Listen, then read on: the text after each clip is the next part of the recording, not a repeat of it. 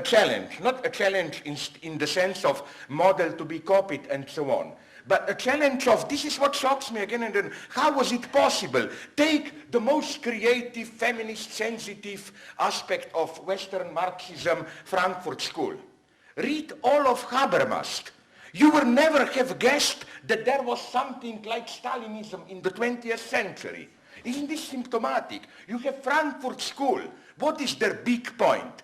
Dialectic of enlightenment. As you said, dialectic of enlightenment means the horrors of 20th century were not simply part of some remainders of the past, but they're generated by the very inherent dialectic of modernity. But isn't Stalinism a much more radical example of dialectic of enlightenment than fascism? Why then? That's for me one of the big intellectuals enigma of 20th century. All the left play one of the two games. Either you politely ignore Stalinism, of course, you pay lip service to it, it's bad and so on, but look, in the whole Frankfurt School, it's only Marcuse who wrote that book, Soviet Marxism, but which is in no way a general analysis of Stalinism. It's just a very ambiguous, disengaged analysis of the consequences of Khrushchev's 1956 20th Congress speech. Again, take Habermas. The world was falling around, communism disintegrated. I'm not the only intervention of Habermas that I am aware of significant was a polemic with East German half-dissident writer Christa Wolf when she said, like, we don't want to be, we East Germans, simply integrated to the West Germany. West should also maybe learn something from us. Habermas reacted in an extremely brutal West European-centric way, claiming, no, this opens already the space for some kind of a German nationalism, whatever. Basically, his message was, you have to adapt to us, you are verspätete Demokratisierung.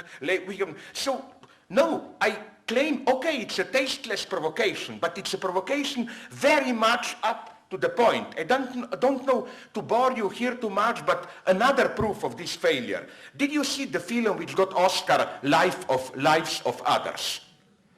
It's a fanatical anti-communist film. My reproach is it's too soft towards Stalin. It's a Stalinist system. You know the story. A top East German writer, theater writer, a corrupted minister is in love, wants to screw, he does, but wants more, his wife. So the minister takes over, orders the writer to be totally controlled, to find something to put him away so that he can enjoy the wife. Sorry, this is ridiculous. Something like this can happen also in every democratic party, I claim. If you are a powerful person, you can always misuse power, especially in the shady, non-controlled world of secret services. You can always use power for these private principles. You know, the true horror of East German Stalinist communist regime was that even if there were to be no minister who wants to fuck your wife, this kind of a writer would have been under total observation.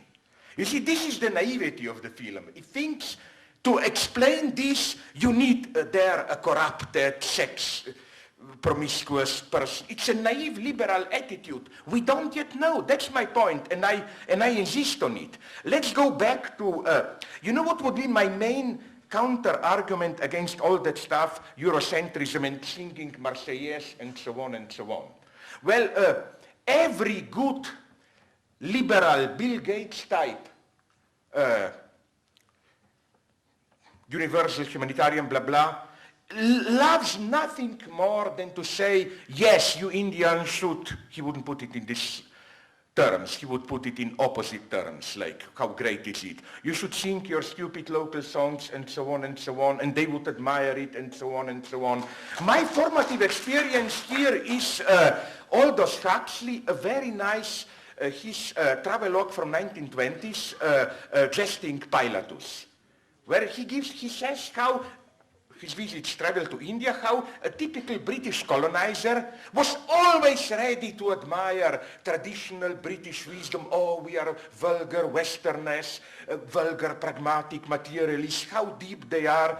The true horror was an Indian who wants to sing Marseillaise, who wants to prove that as Indian he can be more Western, that he can, as it were, beat the West as its own game. This is for me eternal essence, to put it in totally ironic essentialist way, of Western cultural imperialism. Imperialism is not you must become like us.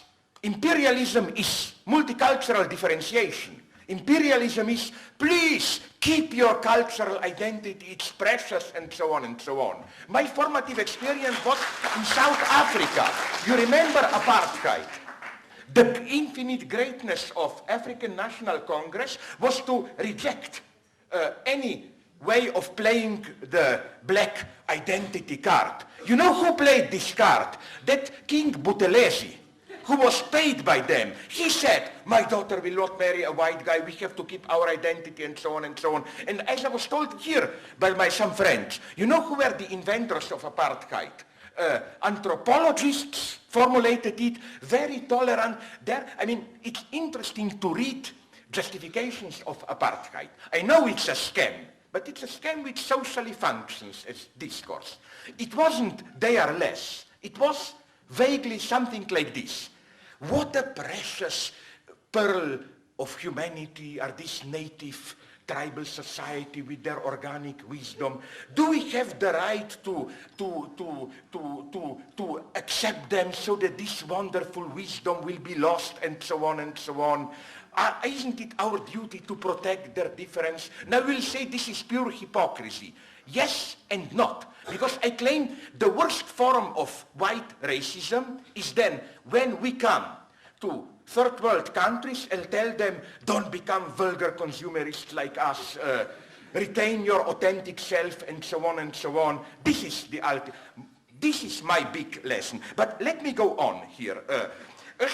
Concerning feminism and so on, where did you get that I oppose it? Explicitly in polemics with Ernesto Laclau and all of them, I emphasize, of course, I'm not saying we should wait for big class struggle and don't do all these particular struggles. All I'm saying is that all these particular struggles are, here I insist, I'm sorry, basically progressive, but at the same time inherently ambiguous.